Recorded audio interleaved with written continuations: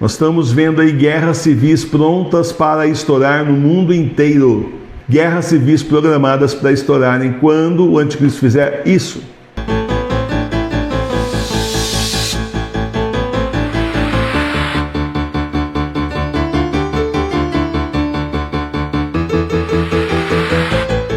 Nós continuamos com esse livro aqui, Profecias do Fim do Mundo, que eu pretendo estudar todas elas com vocês, trecho por trecho. As profecias do fim do mundo, que nos contam o que vai acontecer segundo profecias reconhecidas pela Santa Igreja. Só profecias reconhecidas pela Santa Igreja. Tá certo? Tem lá na loja Sagrada Face. É livro de cabeceira isso aqui. Nos tempos que nós estamos, é Bíblia, Diário de Santo Faustino e esse aqui. Pode deixar em cima do outro e ler toda a noite. Estou meio sem sono, lê isso aqui que você fica mais sem sono, né? Então, para que você então possa entender o que está acontecendo e o que está para acontecer. Nós estamos agora na página 11. O título desse capítulo chama-se A Abominação da Desolação. É uma profecia de Jesus Cristo feita no Evangelho de São Marcos, no capítulo 13. Nós vamos tomar aqui hoje o versículo 1 a 10. E ao sair Jesus do templo, disse-lhes um de seus discípulos: Olha, mestre, que pedras e que fábricas! E respondendo, Jesus lhe disse: Vê todos esses grandes edifícios? Não ficará pedra sobre pedra que não seja derrubada. E estando assentado no Monte das Oliveiras, defronte do templo, perguntaram-lhe em particular Pedro e Tiago, João e André: Dize-nos quando hão de suceder estas coisas? E que sinal haverá de quando todas elas se começarem a cumprir? E então, em resposta a isso, começou Jesus a dizer-lhes: Guardai-vos, não vos engane alguém, porque muitos virão em meu nome dizendo: Sou eu, e enganarão a muitos. Quando vós, porém, ouvirdes falar de guerras e de rumores de guerras, não temais, porque importa que essas coisas sucedam, mas este não será ainda o fim.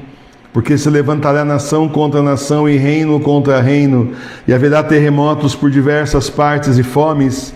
Essas coisas não serão mais do que o princípio das dores. Tende, pois, senso convosco, porque vos hão de entregar aos juízes, e vos hão de açoitar nas sinagogas, e fazer comparecer por meu respeito diante dos governadores e dos reis, a fim de que perante eles deis testemunho de mim. Mas primeiro importa que o Evangelho seja pregado a todas as nações. Então, meus irmãos e minhas irmãs, nós temos um resumo da ópera, um resumo do campeonato aqui, né? Nós temos aqui um resumo do fim do mundo, o Senhor nos avisando e nos dando o resumo do fim do mundo, tal como nós temos dito sempre. Primeiro é a grande tribulação. Aí então vem o anticristo posando de Cristo. Primeiro eles colocam o mundo assim numa baderna. Nós estamos vendo aí guerras civis prontas para estourar no mundo inteiro. No mundo inteiro, no Brasil e no mundo inteiro, em diversos países, especialmente do Ocidente. Guerras civis programadas para estourarem quando o anticristo fizer isso. Nós também estamos vendo aí na outra parte, ali na parte oriental, nós estamos vendo aí Terceira Guerra Mundial. Olha só como que a Terceira Guerra Mundial é diferente da Segunda e da Primeira. Ela vai abranger o mundo inteiro, mas não exatamente nação contra nação, mas aí reino contra reino. Se você for ver que a Venezuela está a ponto de invadir a Guiana, quando é que você pensou que você veria isso na América do Sul? Nunca. Quem é mais velho aí diz: não, aqui não acontece essas coisas não, guerra é só para o outro lado do oceano, vai acontecer aqui no quintal de casa, né? Quintal do país aí, vamos dizer assim. Por assim dizer, pelo tamanho que o Brasil é, sem desmerecer ninguém. Então, você veja que é programado. Se não vai acontecer guerra civil, vai acontecer guerra entre países. As duas coisas, ou uma delas, e aquela balbúrdia toda, e mais doenças, e mais pandemias. Temos aqui uma paroquiana que diz que o bichinho já voltou a atacar na cidade dela logo depois aí do carnaval, como inclusive eu já achei que ia acontecer mesmo. A gente não aprendeu assim, aglomeração, transmissão de doença, etc. Não foi assim. E o carnaval o que é? Aglomeração. Facilita a transmissão de doença. Nós já vimos esse filme antes, em 2020. Então, meus irmãos e minhas irmãs, aí então você cria toda uma sensação, aliás, você cria toda uma situação de crise mundial, de fome, de pestes, de guerras. E aí as pessoas vão ficar desesperadas. Congela-se a economia bem comum aí, o Estado confiscando contas de todo mundo, tá certo? Nos Estados Unidos eu descobri ontem que o sujeito deposita o dinheiro no banco, o dinheiro não é mais dele, passa a ser do banco. Então, se o banco for à falência, o depositante não tira o dinheiro, porque o dinheiro faz parte do patrimônio do banco, vai pagar primeiro os credores do banco. É a maior democracia do mundo. Aqui no Brasil, eu nem suspeito como é que é, mas será que é muito diferente? Pelo que a gente viu quando o banco faliu aí, que os correntistas perderam dinheiro, daí os governos das épocas aí começaram até um X lá e desgarantiram e tudo mais. O banqueiro não perde nunca, mas os clientes perdem, né? Então é uma forma deles congelarem, colocar tudo numa balbúrdia tão grande, inflação galopante, congela a economia, não tem mais como, etc. E aí então nós estamos indo aí para o anticristo, controle social só aumentando.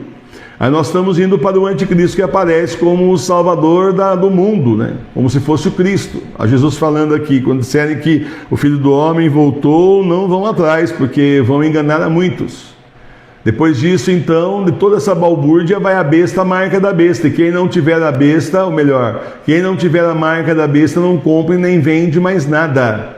O controle social levado no máximo, tochado no máximo. Quem viver, verá.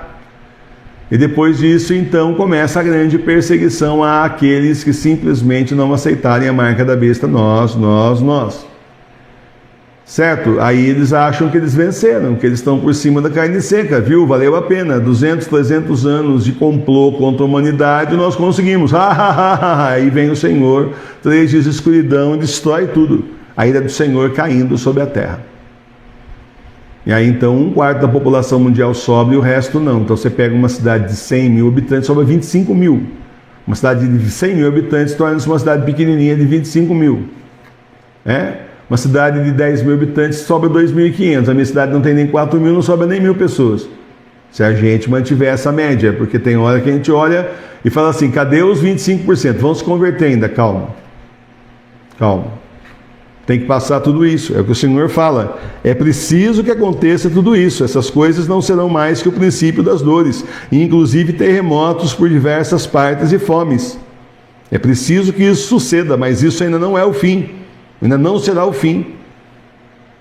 Então, meus irmãos e minhas irmãs, ânimo, coragem, nós estamos aí no caminho do fim do mundo.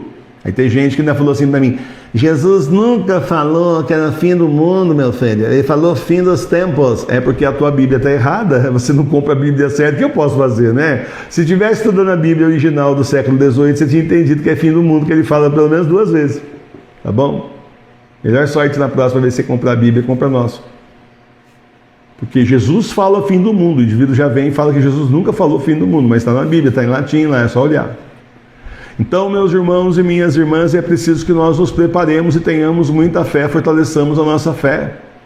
E como é que você vai fortalecer sua fé se tudo estiver bem, tudo estiver legal, tudo estiver jóia? Então tem algumas pessoas, vamos ser claros, né? Começa que a nossa paróquia não é de jovens, né? A maioria aqui é mais velha.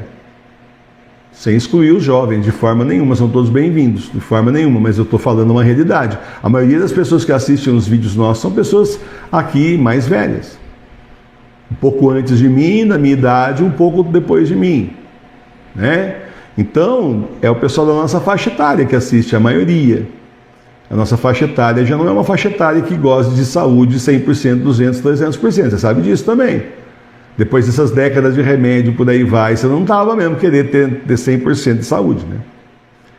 É alimentação artificial e toda a porcariada que a gente já comeu, você sabe disso. Mais as preocupações, o estresse do dia a dia e tudo mais.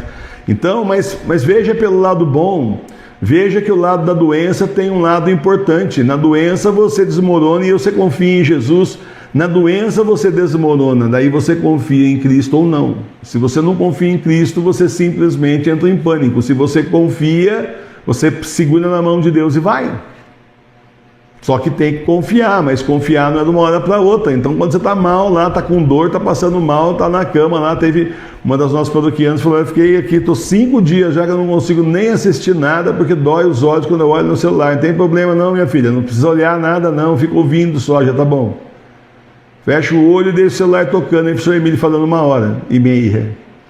Certeza que você não vai dormir, de vez em quando eu dou uns berros para acordar você, tá bom? Né? Então, quer dizer, é aquela hora da gente dizer como eu faço, gente, Jesus, eu confio em vós. Eu digo para vocês que a minha confiança nessa doença foi aumentando no Senhor, experiência própria. Porque você começa, chega uma hora que você não vê saída mais. Você olha para o quadro da Divina Misericórdia, suplica a misericórdia do Senhor e lembra lá, Jesus, eu confio em vós. E começa a dizer isso toda vez que o demônio vem e fala, você não tem mais saída. Jesus, eu confio em vós, você é mentiroso, vai em nome de Deus, a Virgem Maria, demônio, você é mentiroso. Jesus, eu confio em vós. Jesus, eu confio em vós. Senhor, só o Senhor pode me curar. Jesus, eu confio em vós. E aí o Senhor vai tirando o núcleo da doença, que era para ser uma coisa terrível, muito ruim, acaba sendo uma coisa boa. Viu? A lógica do céu é diferente. Certo? Então, a gente entender que o Senhor permite certas coisas não boas para tirar coisas muito boas disso. Vem rezar com a gente na Paróquia Sagrada Face de Tours, uma paróquia de leigos para leigos, católica, apostólica, romana, que o próprio nosso Senhor Jesus Cristo formou e está chamando você para fazer parte. Todo dia às 18 horas, Santo Terço Mariano, estudo bíblico. E todos os domingos, às 9 da manhã, você faz com a gente a comunhão espiritual. Vem que é bom demais, não deixe de ser católico. Continue sendo fiel a Cristo, continue na sua igreja doméstica, no caminho da salvação para nosso Senhor. Se prepare, o Senhor está voltando, vem com a gente.